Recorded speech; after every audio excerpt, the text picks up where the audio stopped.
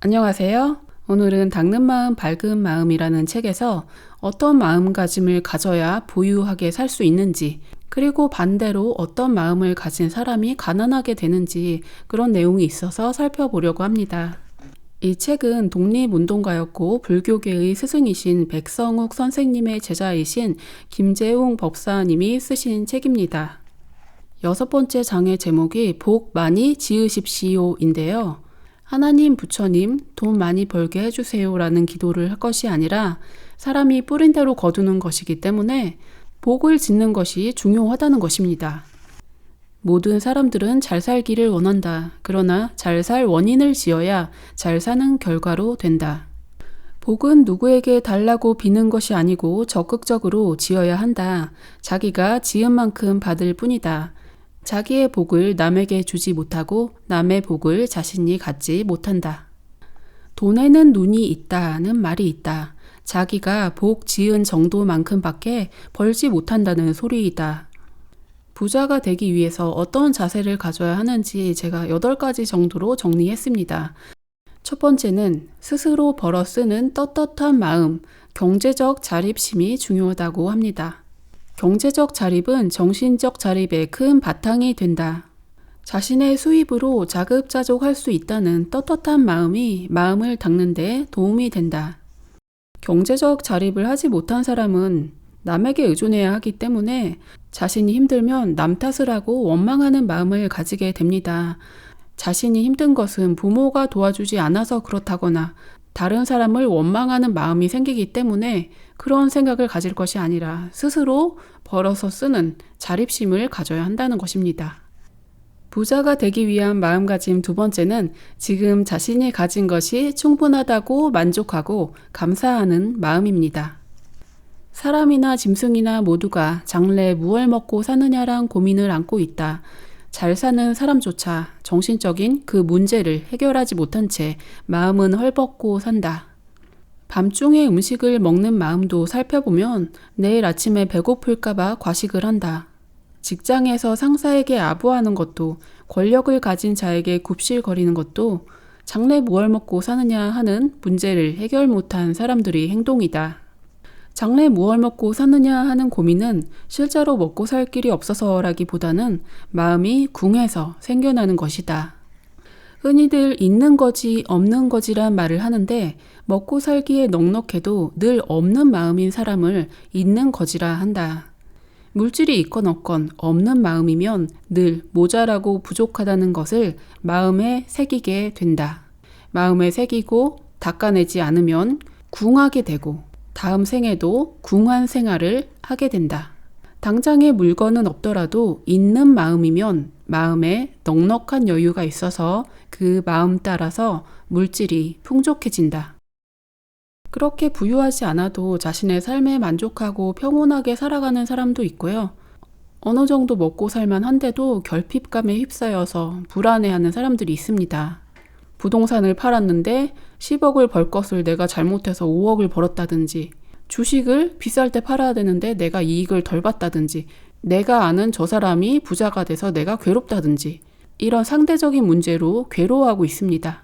현재에 만족하지 못하고 불평불만하고 미래에 대해서 걱정하고 불안해하는 마음, 그게 바로 가난을 불러오는 마음이라는 것입니다. 어떤 상황이든지 자신이 가진 것에 만족하고 자기가 돈을 벌었다면 그 돈에 만족하고 감사하고 그 마음으로 인해서 현실에 더 감사할 일들이 많이 생기고 풍요롭게 되는 것입니다. 부자가 되기 위한 마음가짐 3번째는 남을 돕고 베푸는 마음입니다. 자기라는 울타리를 벗어나 가족을 위해, 이웃을 위해, 사회를 위해 봉사하는 마음과 실천을 통해서 복이 지어진다. 얻어먹는 마음, 공짜를 좋아하는 마음은 거지 마음이고 빚지는 마음이다. 감자 농사일망정 지어먹이는 마음이면 부자 마음이고 쌀밥일망정 얻어먹는 마음이면 거지 마음이라는 말이 있다.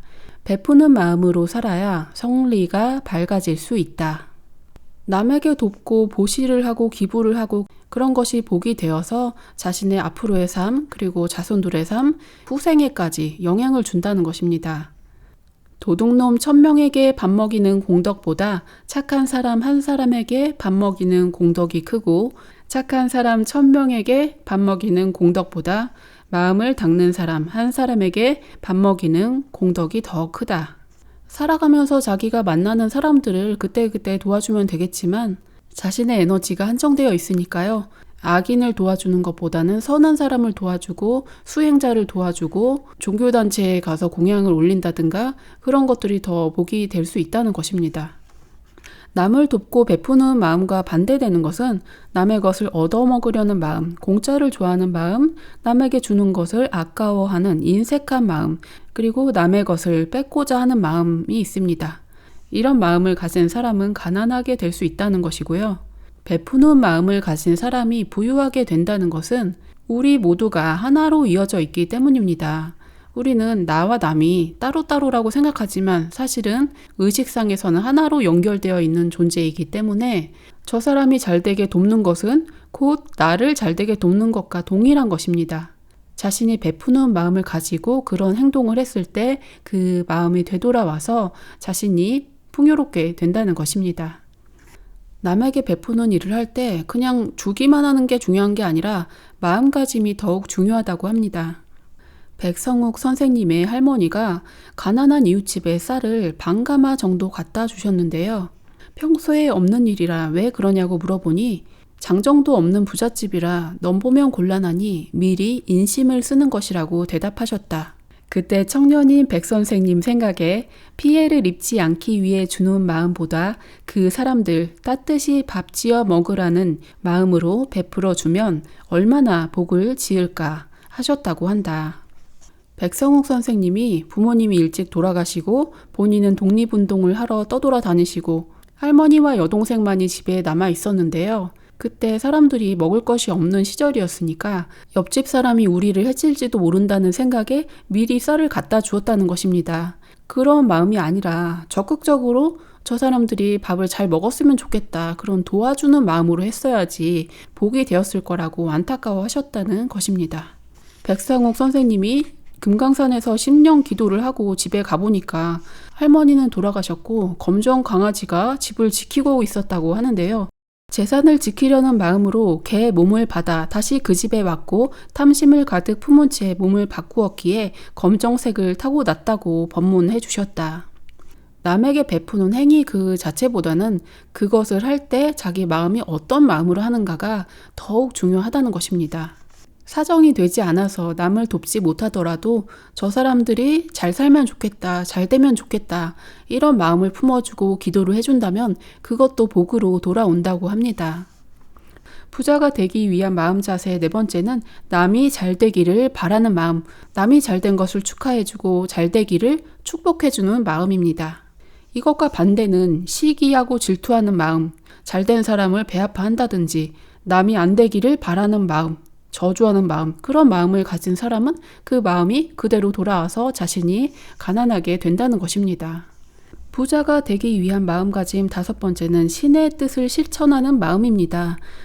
부처님에 대한 그윽한 공경심, 부처님의 은혜에 보답하려는 시봉심, 부처님 광명의 세계에 대한 환희심, 부처님을 기쁘게 해드리기 위해 몸과 마음을 드리는 마음, 부처님을 기쁘게 해드리기 위해 남의 성리를 밝혀주려는 마음들을 연습할 때 무량대복이 지어진다. 무량대복은 평소에는 없다가도 그때그때 필요한 것은 무엇이든 생기는 것을 말한다. 좋은 것을 많이 가지고 있으면 그것을 관리하느라 또 도둑 맞을까 걱정이지만 필요한 때 그 양만큼 생기는 무량대복은 뒷걱정이 없다. 겨울에 겨울옷이 필요하다고 생각되면 며칠 내로 필요한 옷이 생기고 음식도 필요로 하는 만큼 저절로 생긴다. 이렇게 자기가 원하는 것이 바로바로 생기는 것을 요즘에는 시크릿이 잘 된다, 현실 창조가 잘 된다, 동시성을 느낀다, 이런 식으로 말하는데요. 그런 것을 무량대복이라고 했고요. 무량대복이 지어지는 원인은 이렇게 부처님에 대해서 공경하고 섬기고 다른 사람들의 성리를 밝혀주고 법보시를 한다든지 그런 마음을 통해서 지어진다고 했습니다. 불교 법사님의 책이기 때문에 부처님이라고 쓰신 것이고요. 일반적으로 본다면 신의 뜻을 실천하는 마음이다 라고 볼 수 있습니다. 복이 없는 사람, 가난한 사람은 그것과 반대겠죠. 영적인 삶에 무관심하고 자신의 몸과 물질만을 위하는 마음, 그런 것은 낮은 진동의 생각이기 때문에 그런 마음을 가진 사람에게는 복이 따르지 않는다는 것입니다. 제가 어렸을 때 기독교를 믿던 사람이라서 신약성서의 그 구절이 생각나는데요. 너희는 먼저 그의 나라와 그의 의를 구하라. 그리하면 이 모든 것을 너희에게 더하시리라. 먼저 신의 뜻을 생각하고 실천하고 살아라. 그러면 너희가 필요한 음식이나 옷이나 필요한 것들이 다 주어질 것이다 라고 성서에서 말하고 있습니다. 모든 것은 정신이 근본이고 물질은 말단적이고 좀 더 차원이 낮은 것이기 때문에 현실 창조를 한다는 것은 이 물질 자체에 집착하고 급급한 것이 아니라 좀 더 고차원적인 것, 가치 있는 것을 추구하는 마음, 신의 뜻을 추구하고 따르는 마음, 그런 것을 통해서 복이 지어지고 창조 능력이 생긴다는 것입니다. 부자가 되기 위한 마음가짐 6번째는 물질을 소중히 여기고 아껴 쓰는 마음입니다. 귀한 노동의 대가이며 그 자체가 귀한 가치를 지니고 있는 물질을 소중히 여기는 마음을 통해서 복이 지어진다. 낭비하지 않고 부서진 것을 고쳐 쓰고 남은 물건을 잘 보관했다가 필요한 사람에게 주는 마음을 연습해야 한다. 월급을 타서 낭비하지 않고 저축하면 복이 되므로 복의 그릇이 커진다. 돈을 헤프게 쓰면 돈의 신이 나간다. 밥알이나 음식을 함부로 버리지 말아야 한다. 주부들은 흔히 가족들 공양에 올리는 복을 지어서 그 복을 음식 버리는 것으로 탕진해 버리는 경우가 많다. 물도 마찬가지고 전기도 마찬가지고 무엇이든 중하게 여겨 절약하는 마음이 복이 된다. 물질을 아끼고 소중히 여기는 게 왜 복이 될까요? 아까워하지 않고 낭비하고 함부로 버리는 것은 그것이 소중하지 않다라는 마음을 새기는 거잖아요. 소중하지 않다는 것은 이런 것은 나한테 필요 없어 라는 마음이죠. 그렇기 때문에 복이 지어지지 않고 나에게 물질이 생기지 않는 결과가 되는 것입니다. 내가 소중하게 여기고 아끼고 사랑하고 그런 마음을 가져야 그것이 나에게 끌려오는 것이겠죠. 밥알도 함부로 버리지 말라 그랬는데 돈 가치로 따질 때는 쌀이 비싸지 않으니까 쌀 한 주먹 버려도 상관없다 이렇게 생각할 수 있는데요. 우리의 무의식이라든지 이런 정신적인 차원에서 본다면 물질을 조금이라도 아껴 쓰려고 노력하는 자세가 중요하다는 것입니다. 자신의 물건뿐만 아니라 회사의 물건이나 공공재나 남의 물건도 아껴 쓰는 것이 중요하다고 합니다. 철공소 직공들이나 막노동하는 이들이 평생 그 굴레를 벗어나지 못하고 가난하게 사는 것을 보는데 그것은 빚지는 생활을 하기 때문이 아닐까 싶다. 용접을 할 때 흔한 철판 조각을 주어서 해도 되는데 큰 원자재 철판을 잘라 쓰는 등 비경제적인 행동을 할 때가 있다. 물건이 내 것이 아니라며 마구 써버리는 경우가 많은 것이다. 자기 봉급의 3배를 회사에 벌어주는 마음으로 일하는 사람은 현명하다. 50만 원을 받는 사람의 경우 150만 원을 벌어서 50만 원은 사장에게 주고 50만 원은 세금 등 운영비로 쓰도록 주고 50만 원은 자신이 가진다는 마음으로 일한다면 그 직장에서 성공하고 어느 사회에서든 성공할 것이다. 회사에 있는 물건을 쓰는 것은 자기 돈을 쓰는 게 아니니까 상관이 없더라도 그것을 소중히 여기지 않고 함부로 할 때 함부로 하는 마음이 연습이 되는 것이기 때문에 회사에 있는 물건이나 공공재의 경우에도 함부로 하지 않고 아껴 쓰는 마음을 가져야 그것이 복이 되어서 돌아온다고 했습니다. 오대산 노스님의 인과 이야기라는 책에서도 이런 비슷한 내용이 많이 있는데요. 회사에 있는 물건을 함부로 쓰는 사람이라든지 회사에 있는 물건이 남는다고 말도 안 하고 자기 집에 막 갖다 놓는다든지 그런 행동으로 인해서 자신의 삶에 문제가 일어날 수 있다고 합니다. 부자가 되기 위한 마음가짐 7번째는 돈이나 물건을 좀 여유 있게 구비해 놓는 넉넉한 마음입니다. 백성욱 선생님께서는 물건을 사오라고 심부름을 시킬 때 언제나 넉넉하게 돈을 주셨다. 망치, 스패너, 가위 등 없는 것이 없게 준비해 두고 누구든지 찾을 때 줄 수 있도록 하셨다. 어떤 물건이든 여유 있게 사두어 모자란다는 생각이 나지 않도록 하고 필요한 생필품은 눈에 보이는 데다 가지런히 정돈해 놓고 부족함이 없도록 갖추라고 하셨다. 항상 넉넉하고 윤택한 마음을 연습하도록 배려해 주셨다. 노인을 모신 분들은 늘 용돈을 넉넉히 들여서 돈 없다는 생각을 마음에 새기지 않도록 하는 것이 중요하다. 또한 노인에게 병이 있을 때에도 그 병을 꼭 낫게 해드려야 한다. 그 병이 낫지 않았다는 생각을 가지고 몸을 바꾸면 그 다음 생에도 그 병으로 고생하기 때문이다. 백성욱 선생님의 이모님이 자신이 가진 돈을 다 나누어 주고 재산이 없는 상태가 되었기 때문에 백성욱 선생님이 돈을 큰 보따리에 싸서 갖다 드렸다고 합니다. 내가 세상 떠날 때가 다 되었으니까 무조건 다 주는 게 아니라 나도 충분히 가지고 있다. 이런 여유로운 마음을 가지고 죽어야지 그 다음 생에 태어나서도 여유롭게 산다는 것입니다. 그 이모님이 환생에서 7살짜리 남자아이로 살고 있는데 어린애인데도 통장에 돈이 많다고 하셨습니다. 우리가 무의식 중에 나는 뭐가 모자라, 나 돈이 별로 없어 이런 생각을 할 수 있잖아요. 마음이 넉넉하고 걱정이 없도록 돈을 갖추어 두고 물건들을 갖추어 두고 그런 것이 중요하다는 것입니다. 부자가 되기 위한 마음가짐 8번째는 주변의 문제를 해결하고 얻는 편안한 마음입니다.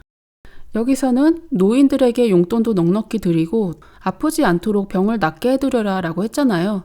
돈이 없다거나 몸이 아프다거나 이런 문제들을 해결해 드려야지 다음 생에도 편안하게 살아갈 수 있다는 것이었죠. 여기서는 나오지 않는 내용인데 제가 추가해서 생각해 보기로는 우리의 무의식이 편안하도록 불편한 점이 없도록 관리할 수 있는 일들이 또 여러 가지 있습니다. 여기서 말한 대로 건강 관리도 중요하고요. 주변을 깨끗하게 청소하고 정리정돈하는 것도 중요하다고 생각합니다. 우리가 집 밖에 나설 때 집안을 지저분하게 하고 옷도 대충 벗어놓고 설거지도 쌓아놓고 이렇게 나가면 뭔가 마음이 불안하잖아요. 그리고 그날 하는 일도 잘 안 되는 그런 징크스도 있어요. 집안을 깔끔하게 유지하면 언제든지 마음이 평온해요. 집안은 어지럽혀져 있는데 예쁜 옷을 입고 외출을 한다든지 집에 거실은 깨끗한데 지저분한 것을 저 방 안에다 다 밀어놓고 창고에다 다 밀어놓고 문을 닫았다든지 그렇게 하면 겉으로는 안 보이죠. 남한테는 티가 안 나지만 자기 무의식에서 찜찜한 것이 남아있죠. 그런 무의식에 의해서 마음이 평온하지 못하게 되는 거예요. 청소력이라는 책도 있잖아요. 청소를 깨끗이 하면 운이 좋아진다. 자기 옷차림이나 용모를 단정하게 꾸미는 것도 중요합니다. 겉에는 옷을 잘 갖춰 입었는데 속옷이 낡아 있으면 남한테는 안 보이지만 좀 그렇잖아요. 그리고 어떤 사람은 낡은 옷을 버리는 게 아까워서 이거 집에서 입을 거야. 그리고 얼룩 있는 옷을 입고 있는 사람도 있습니다. 낡은 옷은 그냥 버리시고요. 집에서도 예쁜 옷, 내가 입었을 때 기분이 좋은 옷, 그런 것을 입고 있어야 마음이 평온하게 유지가 되겠죠. 그리고 물건을 살 때 무조건 가성비를 따지고 싼 것을 사는 것보다는 내가 제일 좋아하는 게 무엇인가, 정신적인 만족감이 드는 물건을 사는 게 중요하더라고요. 지금 자기의 모습이나 지금 우리 집의 모습이나 살펴보세요. 누군가가 갑자기 오면 조금 창피할 것 같다라는 게 있겠죠. 그런 것들을 잘 관리해보세요. 떳떳하고 나 자신이 기쁘고 평온하고 그런 상태가 되도록 주변 환경이나 물건들을 관리하는 것이 도움이 됩니다. 부자가 되기 위한 마음가짐 8가지 다시 정리해 볼게요. 첫 번째, 스스로 벌어 쓰는 떳떳한 마음. 두 번째, 지금 충분하다고 여기고 만족하며 감사하는 마음. 세 번째, 남을 돕고 베푸는 마음. 네 번째, 남이 잘 되기를 바라는 마음. 다섯 번째, 신의 뜻을 실천하는 마음, 영적인 것을 추구하는 마음. 여섯 번째, 물질을 소중히 여기고 아껴 쓰는 마음. 일곱 번째, 돈이나 물건을 여유 있게 구비해 놓는 넉넉한 마음. 여덟 번째, 주변의 문제를 해결해 놓고 얻는 편안한 마음. 이렇게 8가지가 있는데요. 이 중에서 가장 핵심이 되는 것은 남을 돕고 베푸는 마음이라고 생각합니다. 그리고 이 8가지 내용에 다 근본이 되는 내용은 마음에 있는 자비심, 사랑의 마음이라고 생각합니다. 자신을 사랑하기 때문에 스스로를 돕고 경제적인 자립을 하고요. 다른 사람을 사랑하기 때문에 이웃과 사회를 위해서 베풀고 봉사하고 남이 잘 되는 것을 빌어주고요. 자기 내면에 있는 신성을 사랑하기 때문에 신의 뜻을 따르고 실천하는 생활을 하고요. 이런 사랑하는 마음이 있다면 물질에 대해서도 함부로 하지 않고 아끼는 마음이 되고요. 우리가 살아가는데 당황하지 않고 편안하게 살아갈 수 있도록 미리미리 준비해 놓고 문제가 있다면 해결하고 그런 삶을 살아가게 되는 것입니다. 부자가 되기 위한 마음가짐 8가지. 여러분들도 계속 연습하시고 풍요로운 삶을 살아가시기를 바랍니다. 도움이 되었다면 구독과 좋아요 해주세요. 시청해 주셔서 감사합니다.